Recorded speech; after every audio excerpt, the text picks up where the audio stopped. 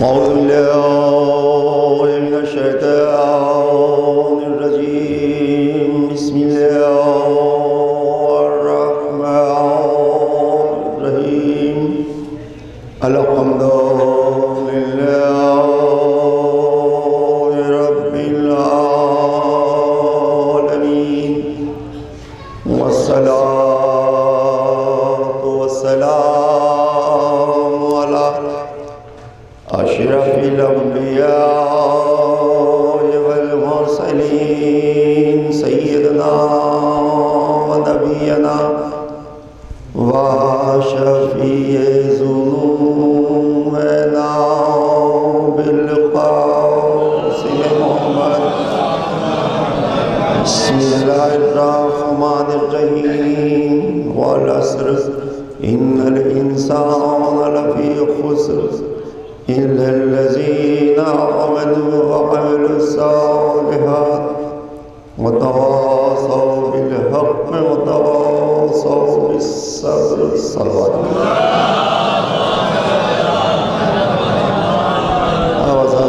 سورہ فاتحہ اور سورہ اخلاص کی تلاوت فرما کر مرحوم شمیع پنجتن ابن محمد عقیل مرحوم کی روح کو ہدیہ فرما.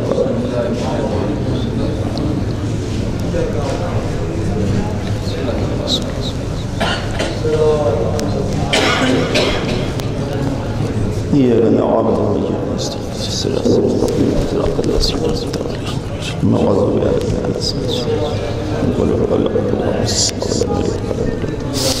ولا الضالين. ولا بسم الله الرحمن الرحيم.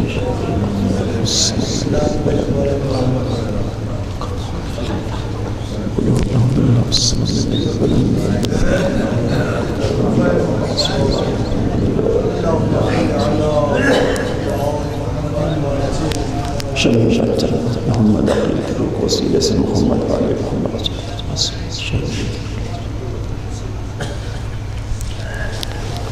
صلوات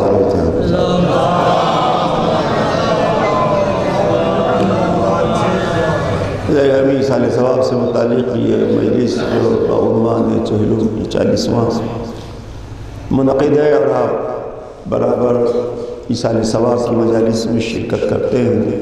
اور آپ کو علم ہوگا اس بات کا کہ ابتدائی مرحلے میں تمہید سمجھیے یا بیان کا حصہ اپنی باتیں کر لی جاتی ہیں، یا پھر یہ کہ حیات اور موت کے سلسلے سے وہ حقیقت جسے ہم سمجھتے تو ہیں لیکن اس منزل سے نہیں سمجھ پاتے، اس مقام پہ قرآن یا معصومین نے ہمیں بتایا ہے. اس لیے کہ موت پر یقین صرف یہ کہہ دینا کہ موت آئے گی یہ یقین کی بات نہیں ہے. موت آئے گی تو کیا ہوگا، اس یقین کی منزل میں موت کو قبول کرنا یا اس پر یقین رکھنا کہ ہاں موت آئے گی. مرتے ہوئے لوگوں کو دیکھ کر یہ سمجھ لینا کہ ہم بھی ایک دن ایسے ہی مر جائیں گے، یہ موت پر یقین نہیں ہے، یہ کسی دیکھی ہوئی شے پر یقین ہے. جس موت کا اعلان قرآن نے کیا یا جس موت کی تفصیل معصومین نے بیان کی، اس موت کو یاد رہنا، اس کو یاد رکھنا، اس کی تاکید کی گئی ہے.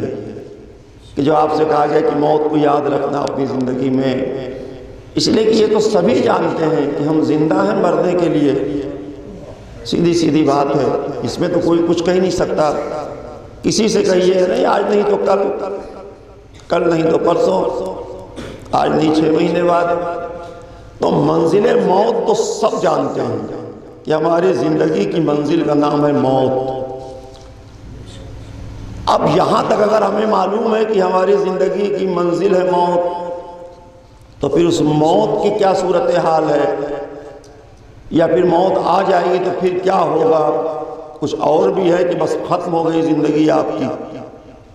اس لیے کہ اگر موت پہ زندگی تمام ہو جائے اور پھر آگے کچھ نہ ہو تو پھر آپ اشرف مخلوق نہیں ہیں، پھر آپ جانور ہیں. جانوروں جیسی زندگی ہے، وہ بھی مر جاتے ہیں، کچھ نہیں ہوتا ان کو. نہ کوئی حساب ہے، نہ کتاب ہے، نہ آخرت ہے، نہ فشار قبر ہے، نہ کوئی سوال ہے، نہ کوئی جواب ہے، نہ کوئی مسئلہ ہے، کچھ نہیں ہے. اگر یہ یقین ہے کہ کچھ نہیں ہوگا اس کا مطلب ہم جانور بن کے جی رہے ہیں، اور اگر یہ یقین ہے کہ مرنے کے بعد بھی ہے، گزری ہوئی زندگی کا حساب ہو یا مرنے کے بعد ملنے والی حسین زندگی ہو جو تحفہ الہی بن کر آئے، چاہے وہ بعنوان شہادت ہو یا عمل صالح کا ملا ہوا حسین تحفہ ہو یا خدا پر یقین کی منزل میں بڑھتے ہوئے قدم ہوں، یہ سارے مرحلے جب تک یقین کی منزلوں میں داخل نہیں ہوتے تب تک لوگ مرتے رہیں گے، اور ہم ایک کو دفن کر کے خود اپنے آپ کو دفن ہونے کی بات کرتے رہیں گے۔ تو سب سے اہم تو یہ ہے کہ آپ تو اس مسلک سے جڑے ہوئے ہیں، اس مذہب سے جڑے ہوئے ہیں۔ اگر مذہب کی بات کریں تو اسلام سے جڑے ہوئے ہیں۔ اسلام وہ مذہب ہے کہ جس نے نہ فنا ہونے کی بات کی آپ سے، نہ مٹ جانے کا تذکرہ کیا، اس لیے کہ جو خدا حسین ترین زندگی دے رہا ہے، یہ کہہ کے کہ لَقَدْ خَلَقْنَا الْإِنسَانَ فِي أَحْسَنِ تَقْوِيمٍ، جو اتنا حسین بنا رہا ہے، وہ پھر یہ کیسے کہہ سکتا ہے کہ میں تم مٹ جاؤ گے، تم فنا ہو جاؤ گے، تم ختم ہو جاؤ گے؟ نہیں، فنا تو ہم اپنے آپ کو خود کرتے ہیں، بنانے والا ہمیں فنا نہیں کرتا۔ وہ تو ہمیں باقی رکھنے کی بات کر رہا ہے، وہ تو آپ سے محبت کر رہا ہے، وہ آپ پہ کرم کر رہا ہے، اس کی رحمت ہے آپ کے اوپر کہ وہ کسی موقع پہ آپ کو چھوڑنا نہیں چاہتا کہ تم مٹ جاؤ، فنا ہو جاؤ، کوئی مسئلہ نہیں ہے۔ نہیں، اتنا باخبر خالق کہ جو آخری لمحے تک یہ آواز دے کہ اب سے توبہ کر لو، اب سے، جبکہ بغاوت ہو چکی، حدیں پار ہو چکی، اپنے نزدیک سب کچھ ہو چکا، اس کے بعد وہ اللہ کہہ رہا ہے کہ نہیں ابھی آ جاؤ۔ اور اگر آپ آ گئے تو پھر وہ آواز آ رہی ہے کب سے انتظار کر رہا تھا، اب آئے ہو۔ یہ وہ خدا کی ذات جس پہ بحث بہت کم اس کے قبل ایک مجلس میں نے کی تھی تھوڑی سی گفتگو، کہ اس خدا کی ذات پر یقین اور اس کے رحم و کرم کا اندازہ آپ دیکھیں۔ اب آئے ہو، کب سے انتظار ہو رہا تھا تمہارا، آؤ توبہ کر لو، میں نے معاف کر دیا۔ وہ تو جیسے بالکل معاف کرنے کے لیے دربار کھولے بیٹھا ہے، بندے کو یہ شعور نہیں کہ ہمیں توبہ کرنا چاہیے کہ نہیں کرنا چاہیے، اس لیے کہ جب تک بندے کے بیچ میں میں رہتا ہے تب تک وہ نادم نہیں ہوتا، جب تک وہ نادم نہیں ہوتا تب تک باب توبہ تک پہنچتا نہیں، باب توبہ تک پہنچتا نہیں تو مغفرت کا راستہ کھلتا نہیں۔ تو سب سے پہلے تو اسلام نے اس کے میں کو توڑا کہ تو اپنے میں کو ختم کر دے، بھائی جو ہو گیا ہو گیا۔ اب لوگوں سے یہ بحث نہ کرو کہ جاؤ تمہیں جہنم میں، ہم جانے دو جہنم میں، تم جاؤ جنت میں، ہماری فکر نہ کرو، ہم دیکھ لیں گے۔ کیا دیکھ لیں گے؟ ایسے جملے ہمارے بیچ انہی زبان سے نکل کے آتے ہیں جو میدان عمل میں فرار اختیار کر گئے، شکست کھا گئے ہیں۔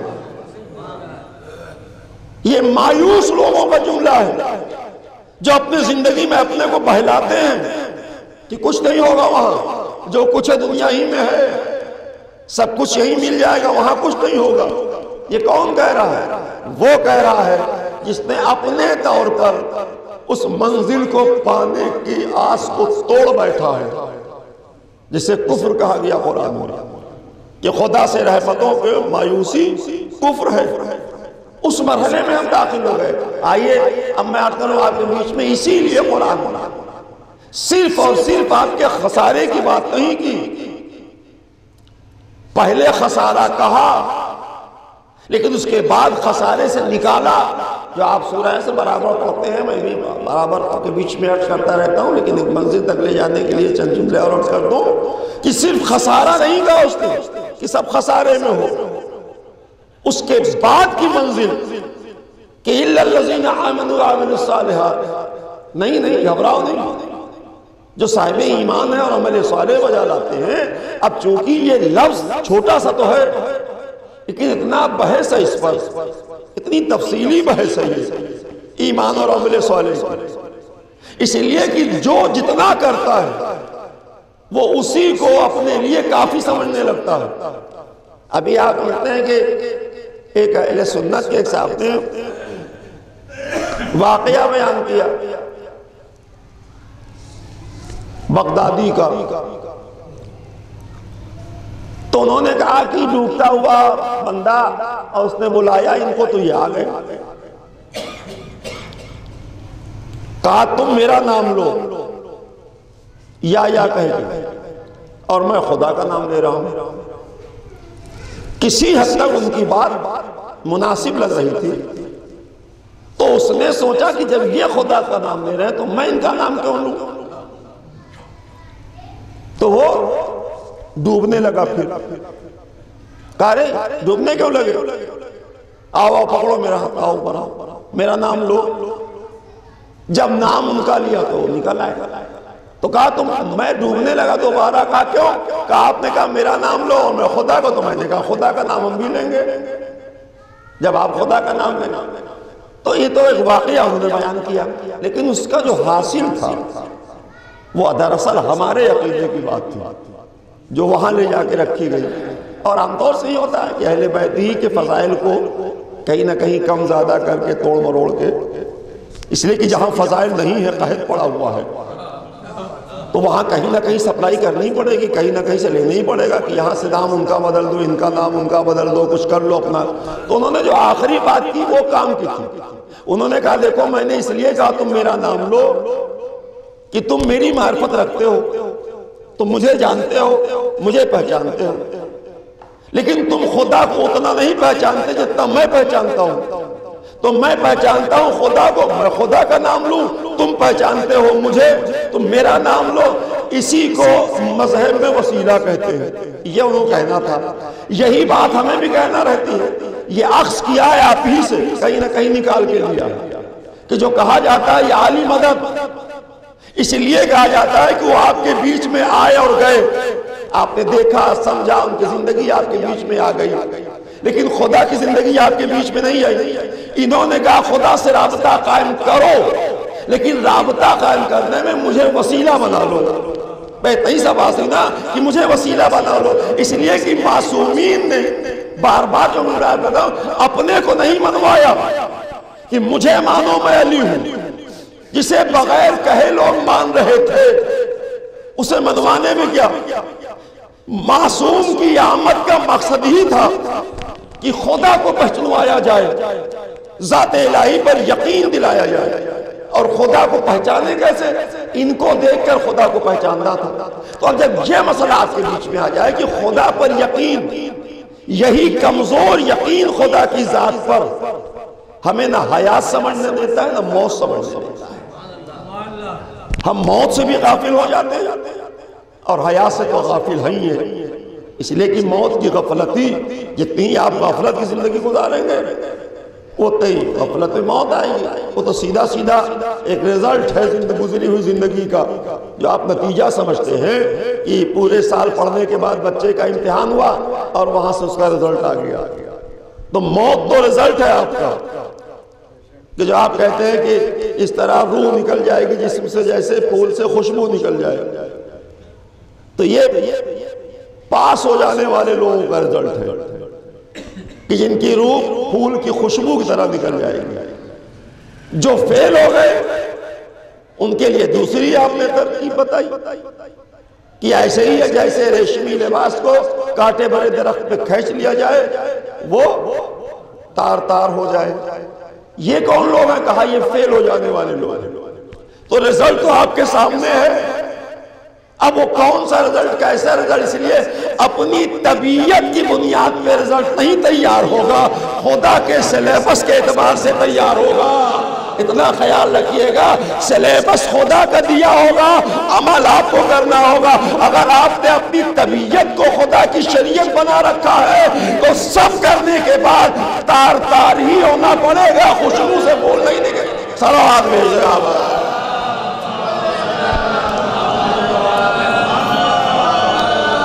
اس لیے کہ آپ کو یہ نہیں کہنا کہ میری سمجھ میں نہیں آتا۔ اکثر آپ ایک جملہ محاورتاً سنتے ہیں، ایک بات پہ نہیں سمجھ میں نہیں آئی، تو جب کوئی مجھ سے کہتا ہے ایک بات سمجھ میں نہیں آئی، ہم کہتے ہیں اس کو چھوڑ دو، جتنی سمجھ میں آئی اتنا کرو۔ جب ایک ہی سمجھ میں نہیں آئی تو 100 میں اگر ایک سمجھ میں نہیں ہے 99 آ گئی نا، تو 99 مان لو، ایک کو چھوڑے رہو بھی، جب اس کو مان لو گے کرو گے تو وہ بھی سمجھ میں آ جائے گی۔ یہ ایک بات آپ کی سمجھ میں کیا نہیں آئی؟ ہمیشہ دنیا کی پیدا کی ہوئی غلط فہمیاں اور اس میں مچلی ہوئی طبیعت کے دائرے میں الجھے ہوئے ذہن ہمیشہ بدعقیدگی کی منزلوں میں لے جا کے پہنچا دیتے ہیں۔ اتنے سوال کھڑے کر دیے جاتے ہیں کہ ان سوالوں میں الجھ کر انسان ایک قدم آگے نہ بڑھ پائے، وہی الجھا رہ جائے۔ آپ کے لیے یہ سب نہیں ہے کہ آپ ایسے الجھ جائیں، آپ اس راستے پہ چل رہے ہیں جس پہ 14 مشعل پہ ہدایت جا رہی ہے، کہیں اندھیرے کا تصور نہیں ہے، جو ہے سب نور پیکر ہے، تاریکی کا کوئی سوال ہی نہیں اٹھتا۔ تاریکی وہاں ہے جہاں معصوم نہیں ہے، جہاں معصوم اگر وہاں تاریکی ہے تو اس کا مطلب لفظوں سے معصوم ہے، عمل سے معصوم نہیں ہو، ورنہ اندھیرا کیسے ہو گیا آپ کے؟ آپ جانتے ہیں جتنے فرائض کی ادائیگی خسارے سے نکلنے کے لیے ہے اسے ہم نے محدود کر دیا کہ ہم خسارے سے کیسے نکلیں گے؟ کہ روز 17 رکعت نماز پڑھو، بس ہو گیا، مذہب کا معاملہ مکمل ہو گیا آپ کے، اب کیا باقی ہے؟ نہیں، کچھ نہیں ہوا ابھی، صرف نماز پڑھ لینے سے کچھ نہیں ہوا مذہب میں۔ ایک تو اکیلے نماز کا حکم ہی نہیں دیا اللہ نے، اقیموا الصلاۃ والزکاۃ، نماز قائم کرو زکات دو، ایک تو وہی لگا ہوا ہے ساتھ ساتھ، دو مصرے ایک ساتھ چل رہے ہیں، ادھر نماز قائم کرو ادھر زکات۔ مذہبیات کے دائرے میں جو شعور بلند ہونا چاہیے، دیکھیے علم کا معاملہ جہاں تک ہے وہ بس اتنا ہی ہے نا، علم اسے نہیں کہتے جو دنیا کے بنائے سلیبس کا حافظہ کر لیا جائے،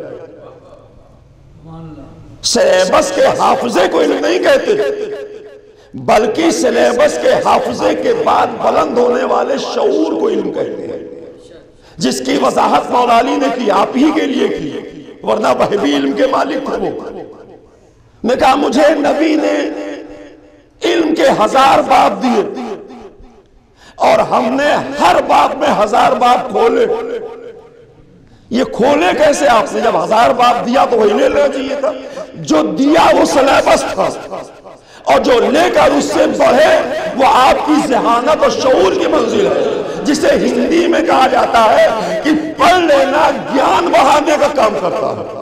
اگر گیان نہیں بڑھا تو کسی چیز کو رٹ لینا علم کبھی نہیں ہو سکتا، کبھی ممکن نہیں ہے کہ وہ علم ہو جائے۔ جب تک اس سے اور راستے نہیں کھلتے تب تک وہ علم آپ کو مجبور کر کے رکھے گا یا غلام بنا دے گا کسی کا۔ صلوات بھیجے آپ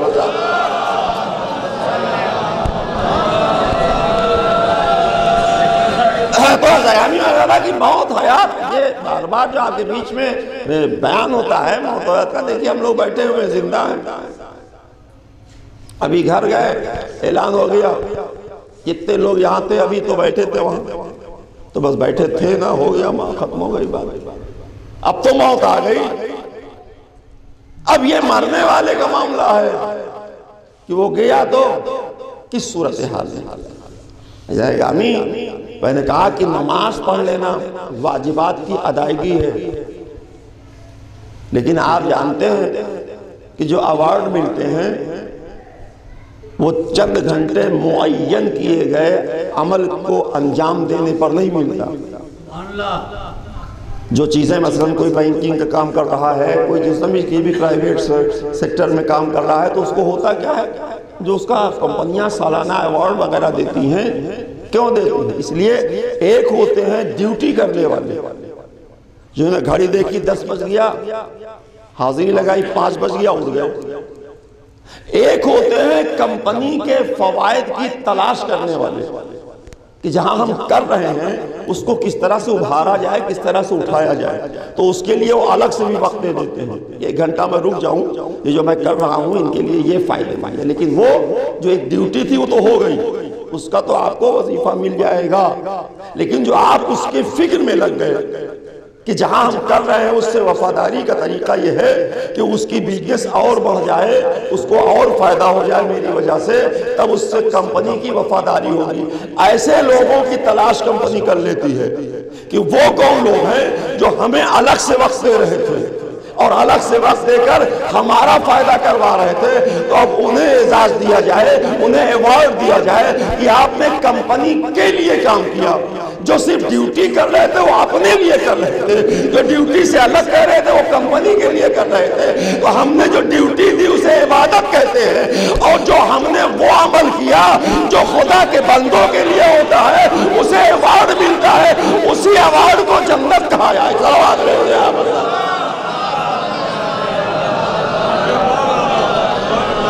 آپ سمجھے کہ آپ یہ کہیں سے بھی آپ دیکھیں ایصال ثواب، ایک جملہ کافی ہے۔ ایصال ثواب کیسے کریں، کیا کیا کریں، کچھ نہ سوچئے کیسے آپ پھر اتنا بتا دیجئے مجھے کہ آپ کا وہ کون سا عمل ہے جس پہ اللہ آپ کو ثواب دے رہا ہے، کس پر مل رہا ہے ثواب آپ کو؟ جس عمل پہ آپ کو ثواب مل رہا ہے اسی عمل کو کر کے وہاں دے دینا ایصال ثواب ہوتا ہے۔ یہ نہیں ڈھونڈنا کہ کہاں کریں۔ نماز پڑھنے میں آپ کو ثواب ہے، اسی کو اس کے لیے پڑھ دیجئے، ایصال ثواب ہو جائے گا۔ مجلس کرنے میں آپ کو ثواب ہے، یہی مجلس منسوب کر دیجئے مرنے والے کے ایصال ثواب میں، اسی مجلس کا اسے ثواب مل جائے گا۔ آپ پانی پلا رہے ہیں کسی پیاسے کو، اسے پلانا ثواب ہے آپ کے لیے، اسی میں ارادہ کر لیجئے اس کا ثواب میرے والد مرحوم کو ملے، یہ ایصال ثواب ہو گیا۔ آپ نے نماز پڑھی، ثواب ملا، ہدیہ والدین پڑھی، ایصال ثواب ہو گیا۔ جتنا عمل آپ کے ثواب میں ہے وہی عمل انجام دیں ان کے ارادے سے، ایصال ثواب ہو جاتا ہے۔ اس میں کون سا بڑا مرحلہ، کیا کریں؟ ایک صلوات ہو جائے۔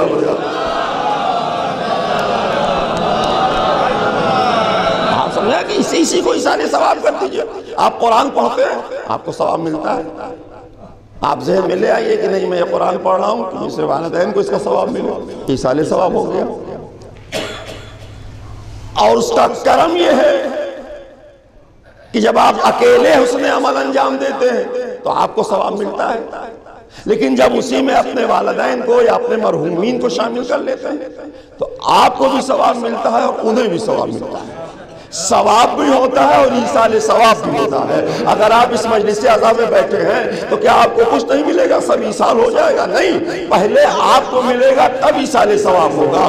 آپ اجارے کی نماز پڑھتے ہیں تو آپ کو ثواب ملے گا، پھر اس اجارے والے کو ثواب ملے گا جس کے آپ نے قضا نماز پڑھی۔ تو آپ جب بھی ثواب کا کام کریں اسی میں آپ ارادہ کر لیجئے، ایصال ثواب ہو جائے گا، ایک سیکنڈ میں ہو جائے گا۔ جتنا بھی عمل ہو، جو بھی عمل ہو، اس لیے کہ آپ جانتے ہیں کہ نبی کا واقعہ مشہور ہے جو اکثر آپ کے بیچ میں عرض کیا جاتا ہے کہ نبی جا رہے تھے اپنے اصحاب کے ساتھ اور ایک قبر سے گزرنا تھا، کہا تھوڑا دور سے گزرو۔ کیا ہوا؟ کہا وہ عذاب نازل ہوا۔ چلے گئے، نبی واپس آئے تو پھر دور سے نہیں آئے، قبر سے قریب ہی سے آئے۔ تو لوگوں نے کہا یا رسول اللہ جانے میں تو آپ نے کہا دور سے چلو، آنے میں قریب ہی سے آ گئے۔ کہا جب جا رہے تھے تو عذاب نازل ہو رہا تھا، آئے ہیں تو عذاب ٹل گیا، رحمت نازل ہو گئی۔ کیوں اتنی جلدی میں کیا ہو گیا؟ اب آپ اندازہ لگائیں کہ ایصال ثواب کا کنسپٹ جو ہمارے بیچ میں ہے معصومین کے ذریعے جو آیا ہے کتنا حسین ہے۔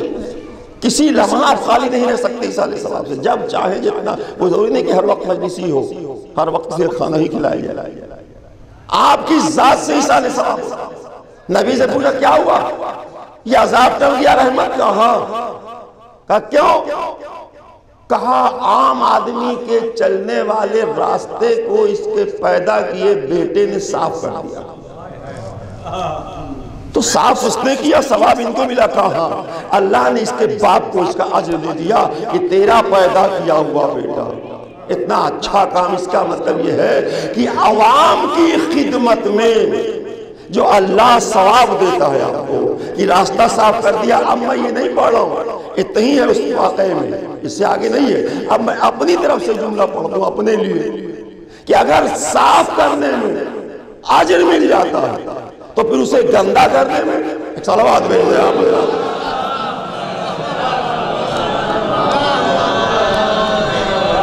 یہ تو الگ سے تو آ گئی. تو میں کہہ رہا تھا کہ خسارے سے نکلنا انسان کا بہت آسان ہے، بس یقین کی منزل ہونی چاہیے. اس لیے کہ آپ کرو کہ جناب موسیٰ نے، وہ بھی 2-3 دن پہلے میں نے ضمناً عرض کیا تھا کہ مثلا وہ ہے قرآن کا ایک اعلان، ذکر اللہ کثیرا، اللہ کا ذکر کثرت سے کرو. اس کے لیے امام کے روایتیں ہیں بہت اس سلسلے میں. کثرت سے ذکر کرو اور کثرت سے شکر ادا کرو. اسی کثرت سے شکر ادا کرنے میں سید الساجدین کہلائے امام میں کہ ہر مرحلے میں سجدہ کرنے لگے، شکر ادا کرتے. جناب موسیٰ نے کہا یا اللہ اتنی نعمتیں تیری، ہم حق کے شکر ادا نہیں کر سکتے، ہمیں تو نعمت ہی نہیں معلوم ابھی تو نے کتنی نعمتیں دی، ہم شکر کتنا ادا کریں. جناب موسیٰ نے جب یہ کہا کہ ہم حق کے شکر ادا نہیں کر پائیں گے، اللہ نے کہا حق کے شکر ادا ہو گیا. کہا اللہ کیسے؟ کہا تیرے دل میں یہ آیا تو کہ ہم حق کے شکر ادا نہیں کر پائیں گے، یہی تیرا آنا تیرے دل میں حق کے شکر میں نے مان لیا کہ تم نے ادا کر دیا. اس کا مطلب ہے کہ دل کی گہرائیوں سے جو نیت تڑپ کر زبان پہ آتی ہے وہ چھوٹے عمل کو بڑا عمل بنا دیتی ہے ہمارے. صلوات بھیجو آپ اللہ.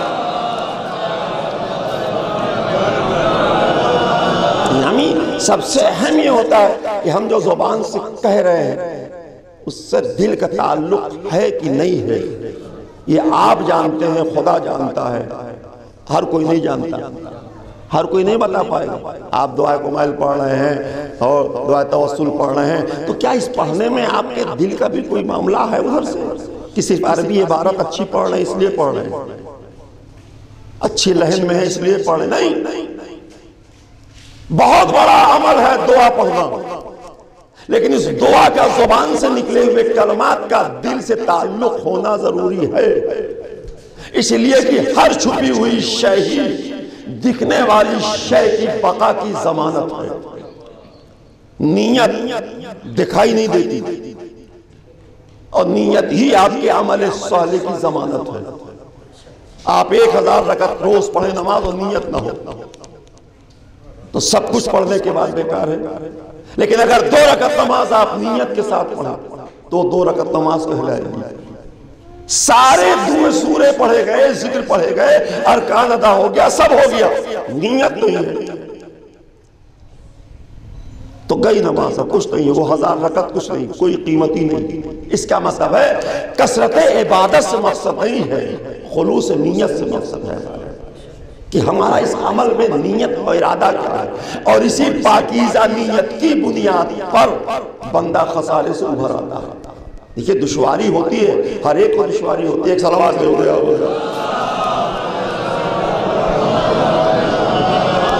آپ جانتے ہیں کہ ہم ایک ایسے حالات اور ماحول میں رہتے ہیں کہ جہاں سے یہ ساری باتوں پر عمل کرنا دشوار ہوتا ہے. اس لیے کہیں رسموں کے جال بچھا ہوا ہے تو کہیں بزرگوں کا حکم ہے تو کہیں والدین کی اطاعت ہے تو کہیں احترام والدین، سب ساری چیزیں ایک ساتھ سمجھ جاتی. نہیں میں کرنا چاہتا تھا لیکن میری ماں نے کہا نہیں کرو. یہ کوئی ضروری نہیں ہے. اللہ نے ہر احسان والدیہ احسان ٹھیک ہے احسان تھا، لیکن جہاں خدا کے حکم سے ٹکرا جائے وہاں کچھ نہیں. آپ مثلا میں میرے والد ہو گئے، لیکن اگر مثلا مثال کہ اگر وہ غلط کر رہے ہیں تو اگر میں بیٹھ کے آپ کے لیے یہ بیان کر رہا ہوں تو کیا ان کے لیے نہیں بیان ہے؟ وہ ان کے لیے بھی تو وہی بیان ہے. سب کے لیے ہدایت کا حکم ہے. جو جتنا جانتا ہو نہ جاننے والے کی ہدایت کرے. یہ نہیں ہوگا کہ آپ سے کہا کہ ماں باپ نے کہ یہ نہ کرو اور وہ غیر شرعی عمل آپ کو کروانے کے لیے کہہ رہے ہیں تو آپ نہیں کر سکتے. وہاں اطاعت والدین یا احسان والدین کا بات نہیں چلے گی، وہاں خدا کا حکم چلے گا. جہاں تک اللہ نے دیا ہے اختیار بس وہیں تک ہے. سب کے لیے ہدایت کرنا پڑے گا. آپ انہیں آپ سر جھکا لیں کہ نہیں کیا کروں میری ماں نہیں کہتی، میں ایسا نہیں کر سکتا. بھئی اللہ اگر کہہ رہا ہے کرنے کے لیے تو کنونس کریے ماں کو. اگر وہ نہ ہو تو بتا دیجئے کہ اللہ کہہ رہا تو مجھے تو کرنا ہی پڑے گا، اللہ کا حکم ہے۔ یہ تھوڑی نہ ہے کہ وہ نماز پڑھنے سے روک دے گی۔ اگر نماز پڑھنے سے روک دے تو اللہ نے کہا نہیں تم نماز پڑھو۔ بھئی یہیں تک اختیار ہے نا کہ جماعت مستحب ہے جانا جماعت میں۔ اگر ماں باپ کہیں جماعت میں نہ جاؤ نماز گھر پڑھو تو یہاں تک مان لو، اس لیے کہ مستحب ہے، پڑھنا نماز ہے، یہاں پہنچا ہے وہاں پہنچا، اب نہیں جا سکتے وہاں۔ لیکن اگر نماز ہی منع کر دے تو نماز کے لیے چھوڑ دینا پڑے گا ان کو، اب خدا کی طرف لو لگانی لگا۔ ایسی غلط فہمیاں ہمارے ذہنوں میں اکثر پنپنے لگتی ہیں، ورنہ جو قیمت بتائی ہے والدین کی اللہ ہی نے بتائی ہے۔ آپ کیا سمجھتے ہیں؟ گھر میں جو آپ کہتے ہیں شمع حیا بجھ گئی، اب بس اتنا سا کرتے اس کے بعد میں نے صلوات مل گیا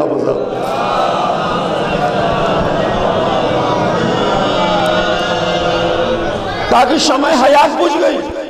کیا لفظ ہے اردو ادب میں، شمع حیات، شمع وہ جسے آپ موم بتی کہتے ہیں، جب وہ جلتے تو کیا ہوتا؟ اب والدین جو شمع حیات ان کے گھر میں روشن ہو، ان کے روشن ہونے میں کیا ہوتا؟ موم بتیاں جلتی ہیں تو کیا ہوتا؟ اپنے کو نہیں بچاتی، اپنے کو گلاتی ہیں اور جہاں جلتی ہیں وہاں سب کو روشنی دیتی ہیں، لوگوں کو اندھیرے سے بچاتی ہیں اور اپنے کو گلا دیتی ہیں۔ اس کا وجود دھیرے دھیرے گلنے لگتا ہے، لیکن اس کے گلنے میں لوگوں کو روشنی ملتی چلی جاتی ہے۔ اب اگر یہ روشنی گھر میں رہے تو وہاں بچوں کے لیے روشنی، معاشرے میں آ جائے تو معاشرے کو روشن کر دے۔ اس لیے اس شمع کو گلنا تو ہے، لیکن اگر دنیا کو روشن کر کے گل جائے تو اسی کو بقا کہتے ہیں، اور اپنے لیے گل جائے تو اسی کو خود پرست زندگی کہتے ہیں۔ صلوات بھیجئے آپ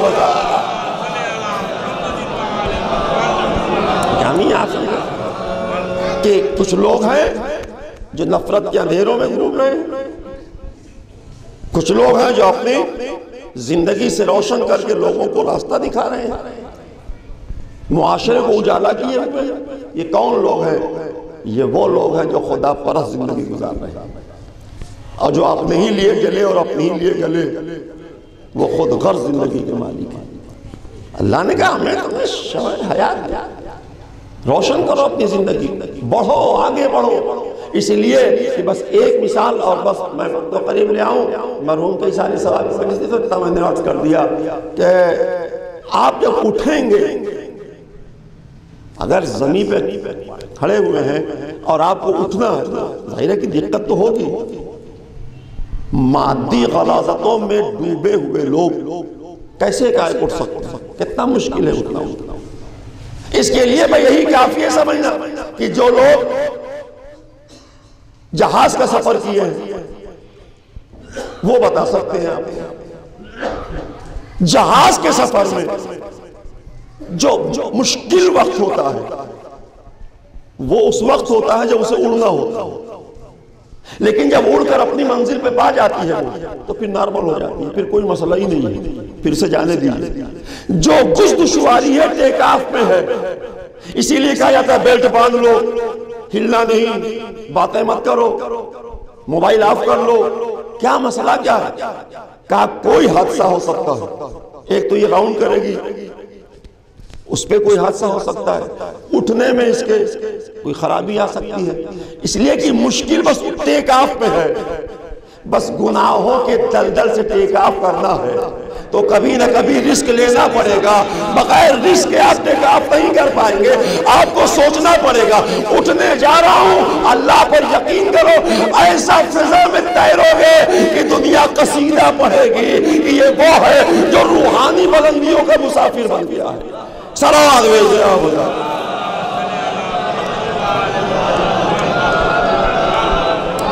لیکن اب آپ یہ سمجھے کہ صرف راحت میں کچھ مل جائے گا، کچھ تو ہی ملے گا نہیں، ٹھیک ہے مناسب نہیں ہے، ابھی ایسا نہ گر جاؤں، بغیر رزق کے لائف میں رائی صحیح نہیں۔ کہیں کسی اس میں شعبے میں چلے جائیے، کوئی بتا دے کہ گھر میں سوتے سوتے آپ بلند ہو جائیں گے۔ جھوٹی شہرتیں ہوتی ہیں، جو راحت کی دنیا بسائے رہتی ہیں، مرنے کے بعد بھول جاتے ہیں لوگ کہ کوئی تھا۔ کبھی دولت کے سہارے بلندی ڈھونڈتے ہیں لوگ، کبھی جھوٹی صفات کے سہارے شہرت کی تلاش کرتے ہیں لوگ۔ شہرت کی تلاش نہیں کرتے، کرنا چاہیے۔ شہرت خود بخود ہوتی ہے، اور جب خود بخود ہوتی ہے تو وہ باقی رہتی ہے، اور جب کچھ لوگوں کے ذریعے ملتی ہے تو سب مر جاتے ہیں، شہرت بھی مر جاتی ہے۔ اسی لیے آج جب آپ مشقت کی بات کریں گے تو جہاں مشقت ہے وہیں مذہب پنپے گا۔ جہاں راحت کی دنیا سجائے لوگ بیٹھے ہیں وہاں کبھی نہیں ہو سکتا۔ یہی راحت میں آپ ہیں، صبح کی اذان ہوتی رہے گی، آپ نہیں اٹھ سکتے، اس لیے کہ اچھا لگتا ہے گرم بستر۔ کوئی ڈنڈا لے کر تو کھڑا نہیں ہے کہ اٹھو، طبیعت ہوگی اٹھیں گے 10 بجے پڑھ لیں گے، اس میں کیا مسئلہ؟ پڑھ تو لیا، یہ تو اللہ کا لطف ہے تو اس نے آپ کو اتنا دے دیا کہ ٹھیک ہے قضا ہو گئی، اب نہ کرنا، پڑھ لو، چلو مان لیا۔ ورنہ جس نماز کا نام ہی قضا ہو جائے، ڈیڈ مر گئی نماز، پھر اسے اللہ اگر زندہ کر کے مان لے تو اس کا احسان ہے، اس کا کرم ہے، ورنہ مری ہوئی چیز کو پھر واپس کہاں سے ہوتا ہے؟ یہ تو ہمیں ہماری سہولتوں کو دیکھتے ہوئے اللہ نے کہا ٹھیک ہے قضا ہو گئی، آؤ پھر سے پڑھ لو، توبہ کر لو، اب قضا نہیں ہوگی، ہم معاف کر دیں گے، ہم قبول کر لیں گے۔ ورنہ قضا کو بار بار کیوں قبول کیا جائے؟ مری ہوئی چیز کو روز زندہ کرو گے مار مار کے، خود ہی مارو گے، خود ہی زندہ کرو گے؟ نہیں، اپنے اختیار میں جتنا ہے اتنے سے بچائیے کہ مرنے نہ پائے نماز، وہ اپنے وقت میں زندہ رہ کر اس کی بارگاہ تک پہنچ جائے۔ یہ تبھی ممکن ہے جب ہم مشقت کی دنیا میں ہوں گے۔ صلوات بھیجے آپ۔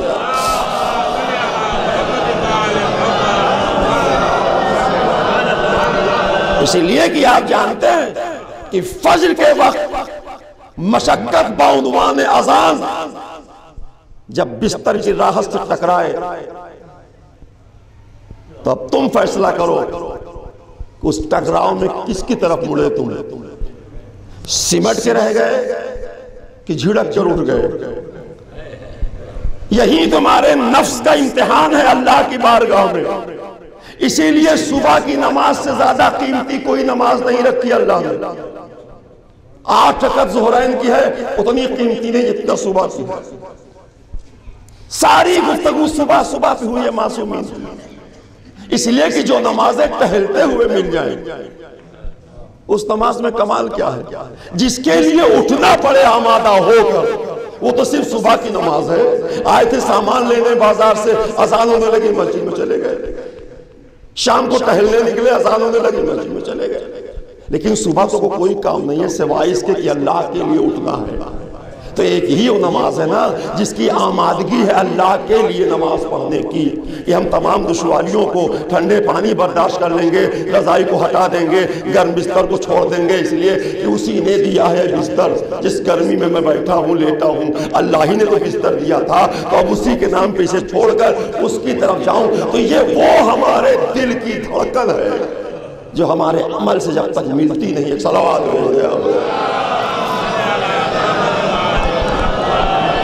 یعنی میں نے فاتح کی مجلس سے بھی عرض کیا تھا کہ مرحوم نے مشقت کی ہے اپنی زندگی میں، اور مشقت ہی کا تحفہ ملتا ہے۔ اللہ نے کسی انسان کو بغیر صفات و ہنر کے پیدا نہیں کیا، ہم نے اپنی صفات و ہنر کو دبا دیا، کسی نے اسے ابھار دیا۔ ذہانت اسی کو کہتے ہیں۔ مثلا یہ خطابت ہے، کچھ چیزیں ہیں رکھ لی جائیں پڑھ دی جائیں، یہ بھی خطابت ہے۔ کچھ چیزیں ہیں کہ ایک زبان کہی جائے اسی میں بات سے بات نکلتی جائے، اسے ذہانت کہتے ہیں، کہ آپ اسی میں جوڑتے ہوئے چلے جائیں اور ایک سے ایک سوال اس سے آپ بنتا جائے۔ تو یہ سب سے بڑی منزل یہ ہے کہ آپ جس کام کو کر رہے ہیں کیا اسی کے دائرے میں محدود ہیں؟ شعراء کرام سے پوچھئے کہ 10 سال پہلے آپ جو کہتے تھے اب تو بہت اچھا کہنے لگے، اس کا مطلب اٹھے، وہ آگے بڑھے۔ کوئی راستہ ایسا نہیں ہے جس میں بلندی آگے نہ ملتی ہو، کہیں آپ ٹھہریے نہیں اپنی منزل پر کہ بس میری منزل یہی نہیں، آپ کی کوئی منزل ہی نہیں ہے، اور اگر کوئی منزل ہے تو مرنے کے بعد سے جنت کہتے ہیں۔ یہاں سے سجائیے اسے، اس راستے کو سجائیے، اس لیے کہ یہ کنسپٹ آپ کے وہاں صرف ہے کہ آپ کے وہاں ہادی کا بھی نام ہے، قیادت کرنے والے امام کا بھی نام ہے، راستے کا بھی نام ہے، منزل کا بھی نام ہے، اور کہیں یہ سب نہیں ملتا۔ اگر راستہ دیکھیں گے تو قرآن کہے گا صراط مستقیم، اگر قیادت دیکھیں گے تو کہا رسالت اور امامت، کہا منزل کیا ہے، کہا جنت، سردار کون ہے، کہا حسن اور حسین، پورا تو آپ کے پاس ہے، سب کچھ تو آپ ہی کے پاس ہے۔ لوگ ڈھونڈ رہے راستہ نہیں ملتا، اللہ نے آپ کے گھر ہی میں راستہ رکھ دیا، ایسے والدین دے دیا، ایسا عقیدہ دے دیا، ایسے گھرانے میں پیدا کر دیا۔ الگ سے احسان قدرت کہ ہم تلاش کرنے والے گروہوں میں نہیں ہیں، ملے ہوئے حق پر باقی رکھنے کی کوشش کرنے والوں میں۔ ہمیں ڈھونڈنے والا چیپٹر نہیں ہے، ہمیں صرف چلنے والا چیپٹر ہے۔ ہم اسی میں الجھے ہوئے ہیں کہ ہم چل پا رہے ہیں، کتنے لوگ ڈھونڈ کر آگے بڑھ گئے اور ہم وہیں پیدا ہو کے وہیں کھڑے رہ گئے۔ اس لیے کہ ہم معصومین کی سیرت کو کہیں نہ کہیں مس کر رہے ہیں، فراموش کر رہے ہیں، کہیں نہ کہیں چھوٹ رہی ہے ہم سے۔ کسی امام کی زندگی میں داخل ہو کے دیکھیے جنہوں نے ہمیں خسارے سے نکلنے کے نسخے دیے ہیں کہ تم کیسے بچ سکتے ہو، جو بھی آپ کا حسین عمل ہے۔ آئیے اب اتنا تو میں نے عرض کر دیا اور آپ سے نہیں تو پتہ کہ واقع سے وقت بھی جلدی ہو گیا، میں سمجھ بھی نہیں پایا، صلوات نہیں گیا۔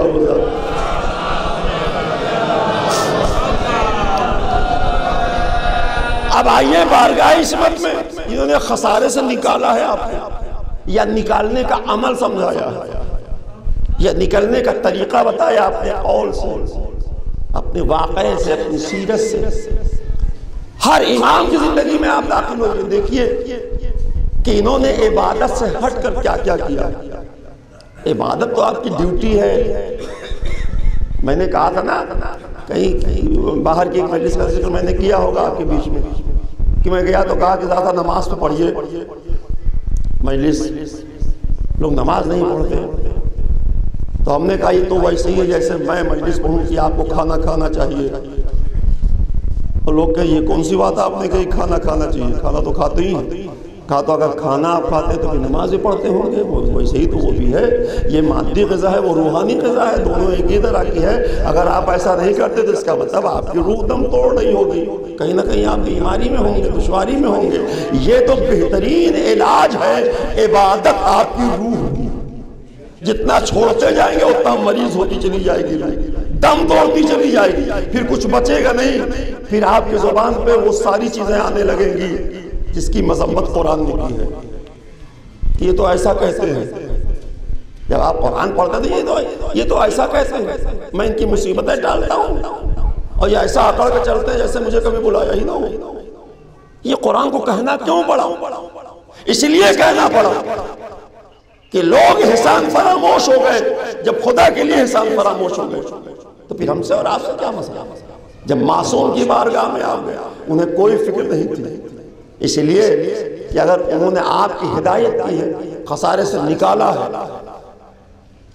تو اسی میں اپنی زندگی بھی گنوائی، اسی میں موت کو گلے سے بھی لگایا، اور موت کو گلے لگانا، اس کے قریب جانا، یہ ان کے لیے نہیں تھا، آپ کے لیے ہوا ہے، ہمارے لیے ہوا ہے کہ وہ زندہ رہتے، لیکن آپ نہ مرنے پائیں۔ مرنے سے مراد وہ نہیں جو سانسیں رک جاتی ہیں، معاشرہ مرنے نہ پائے، اس لیے امام نے موت کو گلے سے لگا لیا کہ ہمارے موت کے گلے لگانے سے معاشرہ زندہ ہو جائے، اس لیے کہ ہم نے کسی کو دفن کرنے کے بعد سمجھا کہ یہ مر گئے،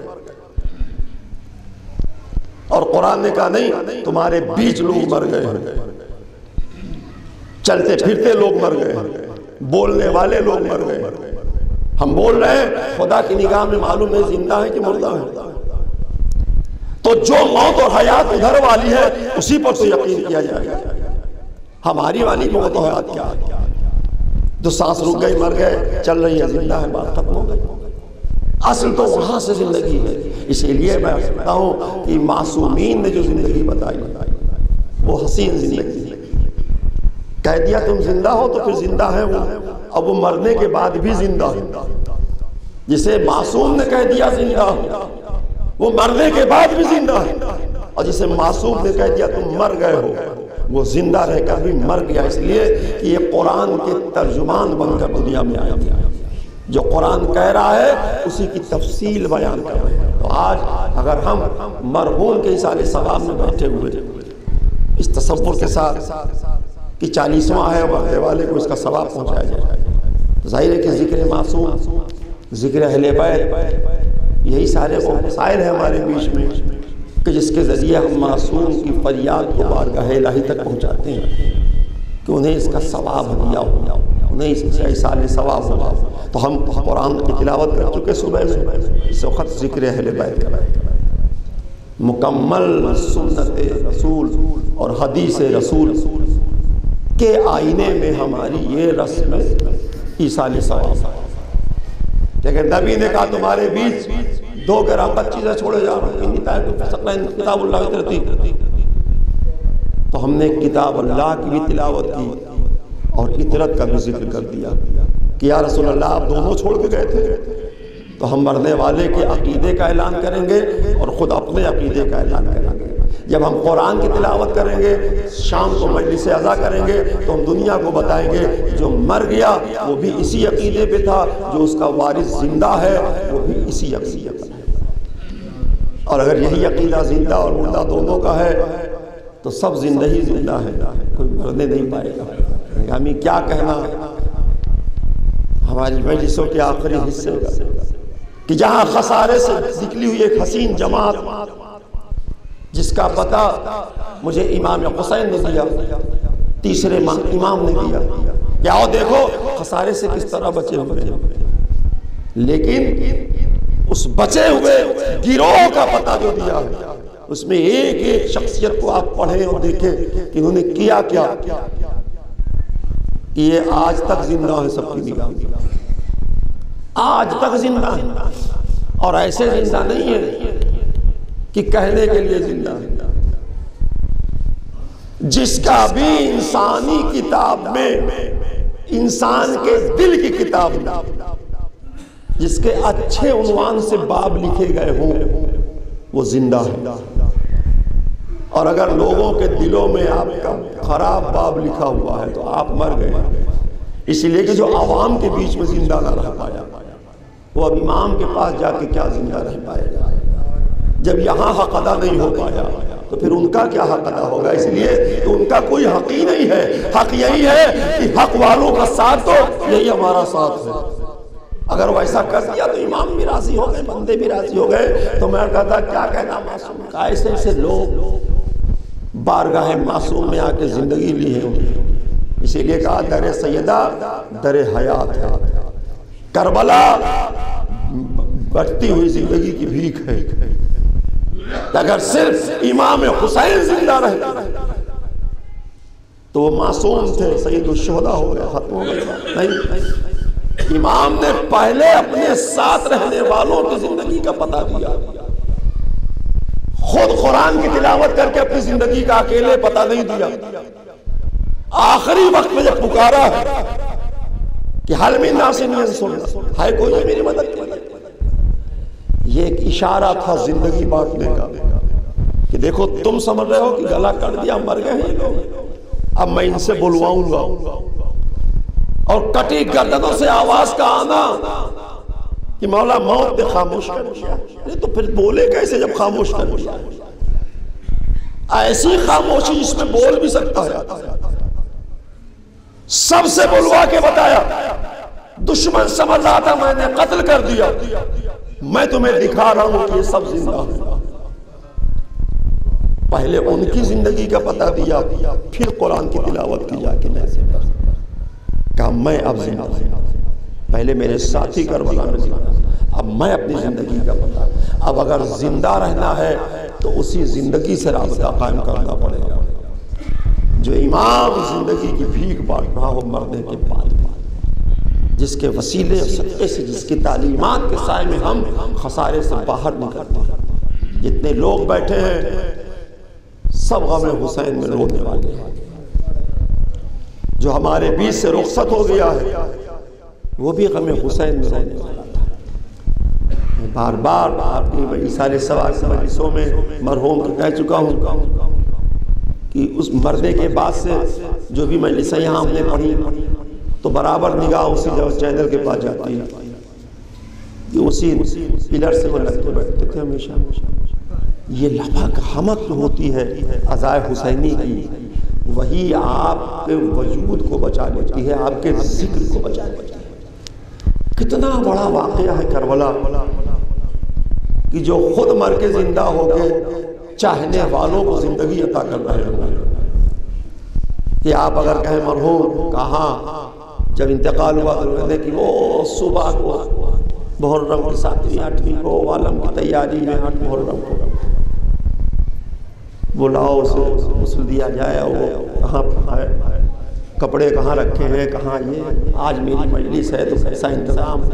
یہ ہم آہنگی آپ کی عزاداری میں یہی تو یاد دلاتی ہے کہ آپ عزادار حسین ہیں۔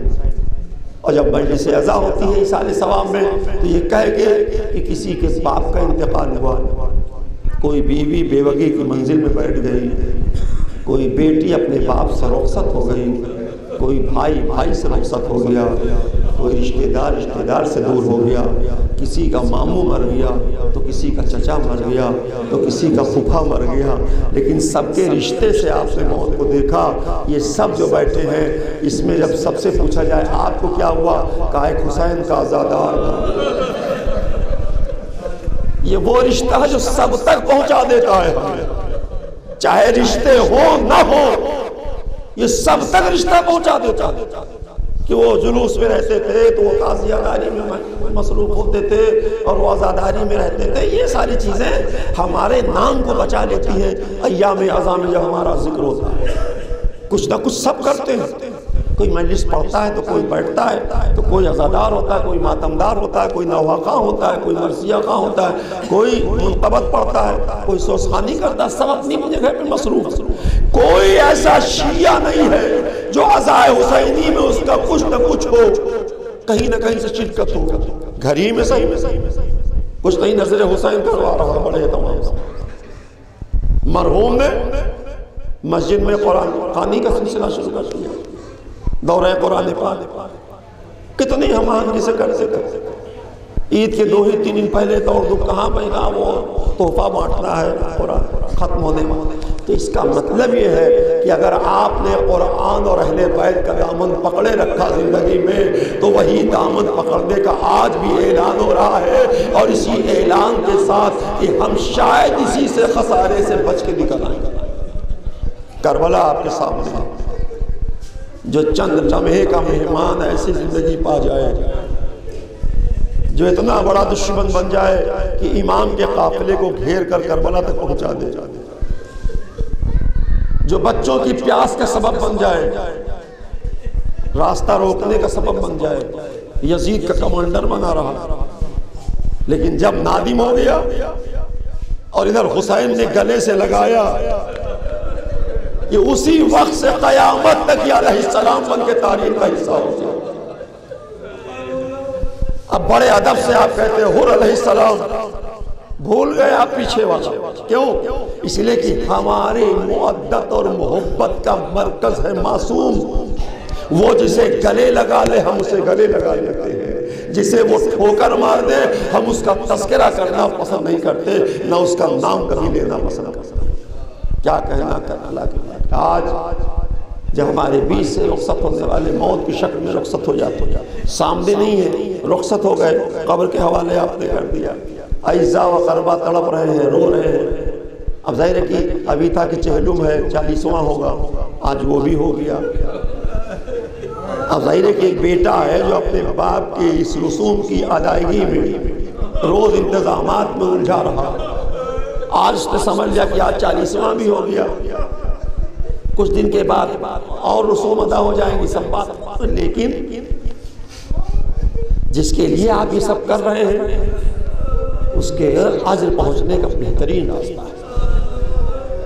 میں صبر کی تلقین کے ساتھ ساتھ پھر سوگواران کو کربلا کی سمت لے چلوں، اس لیے کہ کربلا ہی ہمارے دھڑکتے ہوئے دل کو سکون دینے کا سبب ہے۔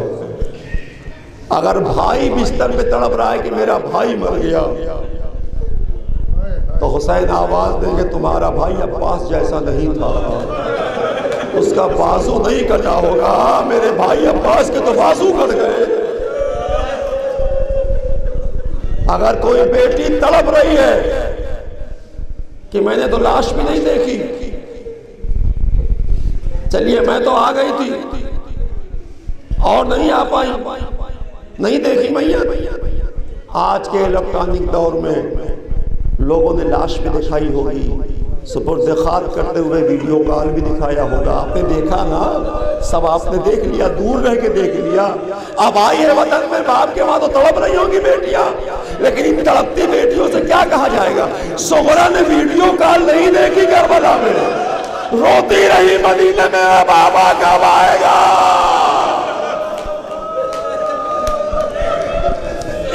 باپ کی منتظر بیٹی، باپ نہیں آیا، نہیں آئے، آئے تو کیا آیا؟ ایک خبر آئی کہ قافلہ لوٹ کر آیا ہے، حسین بھوکے پیاسے کربلا میں مارے گئے، اور کچھ نہیں سنا، بس یہی سن لیا، تڑپتی ہوئی بیٹی آ گئی۔ اگر ایک بیٹی تھی تو میت کے قریب نہ جا پائی، اگر قریب گئی تو ملعون شمر نے بال پکڑ کر اٹھایا اور تماچے مار کے لاش سے جدا کر دیا۔ باپ کے لاشے سے جدا ہوتی ہوئی سکینہ، ہمارے گھروں میں بیٹیاں باپ کی میت کی زینت ہوتی ہیں، یہ ہمارے وہاں محاورہ ہے۔ سکینہ جیسی بیٹی تڑپتی رہ گئی، باپ کے غم میں رونے والا بیٹا، ظاہر ہے جو ہم سفر بھی رہا ہو، جو ہم مزاج بھی رہا ہو، جو دوستانہ مزاج میں رہا ہو ساتھ میں، پھر اس باپ کی جدائی بیٹے کے لیے بہت ہی اذیت کی باعث ہوتی ہوگی، اذیت کی باعث، لیکن پھر وہی امام آواز دے گا، وہ امام آواز دے گا جو زنجیروں میں ڈوبا ہوا ہے۔ تیرا بابا مارا نہیں، تیرے بابا کو موت آ گئی، موت آ گئی نا، میرا بابا مارا گیا، اور اس طرح نہیں مارا گیا، پیاسا مارا گیا، پیاسا مارا گیا میرا۔ آج ہمارے وہاں کی رسمیں ہیں کہ جب آخری وقت ہوتا ہے انسان بول نہیں پاتا، زبانیں بند ہو جاتی ہیں، تو گھر میں رہنے والے لوگ محسوس کرتے ہیں کہ بول نہیں پاتا، کہیں ایسا نہ ہو پیاسا ہو، تو ذرا ذرا سا پانی دیا کرو، ذرا پانی ڈالا کرو، کیوں کہا کہیں پیاسا نہ مر جائے۔ آئے میرا مولا، کربلا کی سرزمین، تپتی ہوئی زمین، 3 دن کا پیاسا۔